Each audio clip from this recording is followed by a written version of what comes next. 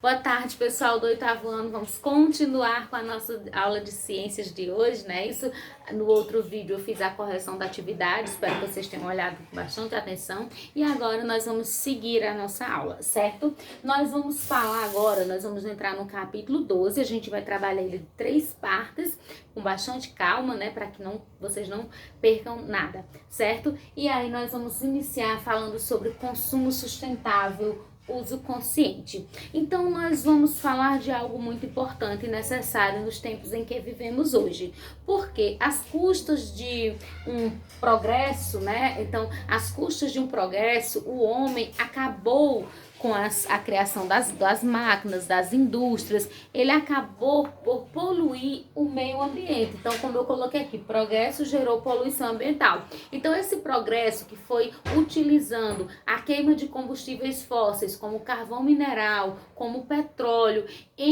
nas indústrias, nas locomotivas, nos meios de transporte, isso gerou para a humanidade um grande progresso, mas esse progresso também causou uma poluição ambiental muito grande. E essa poluição ambiental, ela tem como resultado o quê?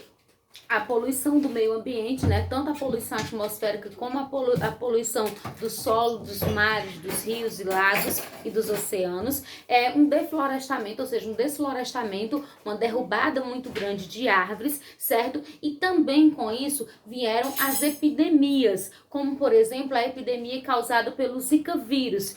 O Zika vírus, a gente sabe que ele se desenvolveu no Brasil, principalmente pelas condições climáticas que são favoráveis, né? Um clima tropical, né? Muito interessante para ele, e também porque, infelizmente, em alguns locais do nosso país, as pessoas ainda não têm água encanada e têm que armazenar água. E a gente sabe que o mosquito Aedes aegypti, né, que causa o Zika vírus, a chikungunya e a dengue, desenvolve a sua larva na água parada. Então, por esse motivo,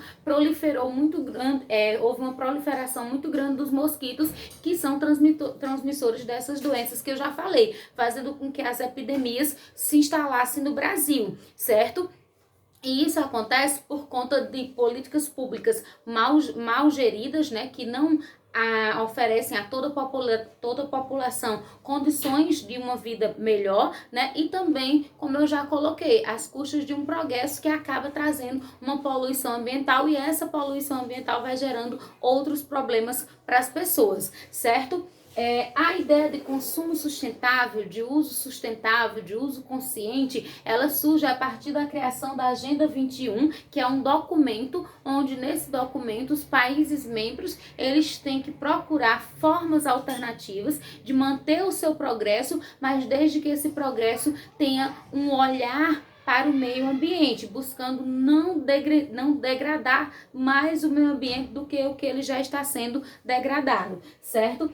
A geração de energia elétrica é, sem dúvida, uma das formas que mais polui o meio ambiente e que é muito necessária, porque, como a gente já viu em capítulos anteriores, a nossa vida sem a energia elétrica, ela se torna muito complicada, porque hoje em dia nós dependemos da energia elétrica para tudo. Mas, para vocês terem uma ideia, infelizmente, no nosso país ainda existem locais onde as pessoas não têm energia elétrica, como, por exemplo, em São Lourenço do Piauí, no estado do Piauí, 54% das casas não possuem energia elétrica. Isso é uma coisa que a gente se assusta, porque tão comum, né, energia elétrica hoje, ter locais onde 54% das casas não tem energia elétrica, isso é assustador. Vocês têm também nessa página 250, vocês têm um textinho que diz assim: cidades onde ter luz em casa é um privilégio de poucos. Então, deem uma lida que é bastante interessante para vocês verem como existem cidades ainda que não têm a energia elétrica.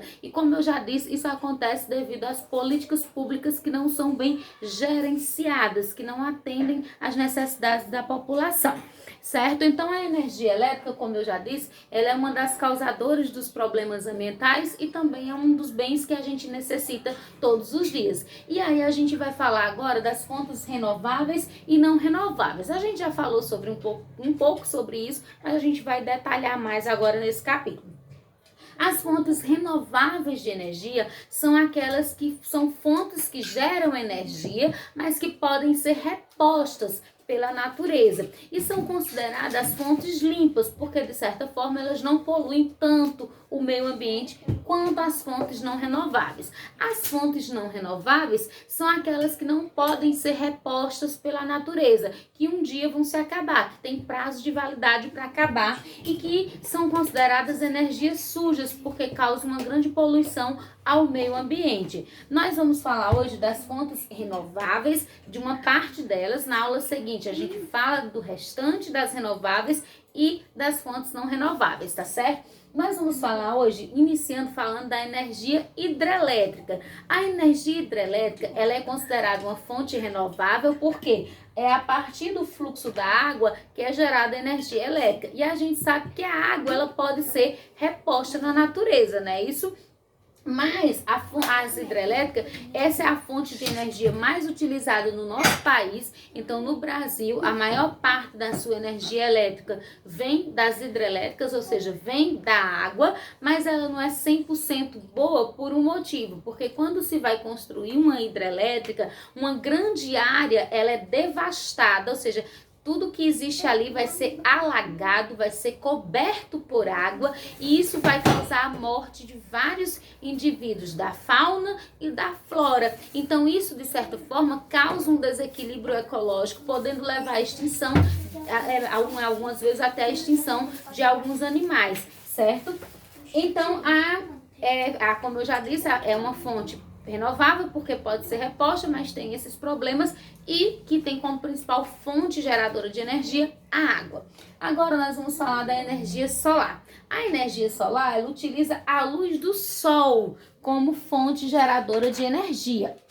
É uma fonte limpa, né? Porque causa, em alguns casos a gente vai ver, pode causar uma poluição ao meio ambiente, mas na maioria dos casos ela é uma fonte limpa e que tem, para nossa região, é bastante interessante, já que nós ficamos próximos da linha do Equador e temos uma grande incidência de raios solares na nossa região, na região Nordeste. Então, como eu disse, nós vamos ter a energia solar, ela pode ser captada das seguintes formas. A térmica, que foi utilizada pela primeira vez em 1910 no deserto do Saara, quando se deu o acionamento de um motor a partir de vapor de água, certo? O coletor, pessoal, desculpem, o barulho é externo. O coletor solar, que é quando eles usam sistemas de coletar a luz do sol, né, em placas, que faz aquecer a água, que é muito utilizada em residências e em indústrias. E nós temos a heliotérmica, que é quando são colocados tipo espelhos na casa. Esses espelhos funcionam como concentradores e refletores da água, e aí esses espelhos vão gerar a força que vai fazer um vapor de água que vai fazer gerar uma turbina elétrica. E a fotovoltaica, que é aquela que é utilizada nas residências, que eles utilizam semicondutores à base de silício cristalino e faz com que eles captem a luz do sol, transformem em energia elétrica, e é muito utilizado nas residências por isso, porque é bem prático para ser utilizado nas residências. Mas tem alguns problemas porque pode...